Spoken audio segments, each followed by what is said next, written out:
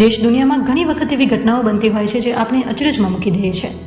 રોજે ઘણા કિસ્સાઓ જોવા મળતા હોય છે કે જે એમાં આપણને કુતૂહલ થઈ આવે. આવા કિસ્સાઓ વિશે આપણે ઘણી વખત સાંભળ્યું અને જોયા પણ હોય છે. એમાં આવી ઘટના જ્યારે કોઈ ધાર્મિક સ્થળ પર થાય ત્યારે આપણે આ કુતૂહલને ધાર્મિક લાગણી સાથે જોડતા હોઈએ છીએ. ત્યારે આવી જ કંઈક ઘટના મહેસાણા જિલ્લામાં બની છે. મહેસાણા જિલ્લાના કડીની એક દરગાહમાં હલનચલન થયું હતું, જેને કારણે લોકોમાં ભારે કુતૂહલ જોવા મળ્યું હતું. મહેસાણા જિલ્લાના કડીની 100 વર્ષ જૂની દરગાહ છે, જેમાં આ ઘટના બની છે. દરગાહમાં છેલ્લા 3 દિવસથી થઈ રહી છે હલનચલન. કડીના ઘુમટિયા વિસ્તારમાં રમઝાન શાહ પીર બાવાની આવેલી છે આ દરગાહ. દરગાહ પર ચાદરનું થતું હલનચલન એક રહસ્ય બની રહ્યું છે.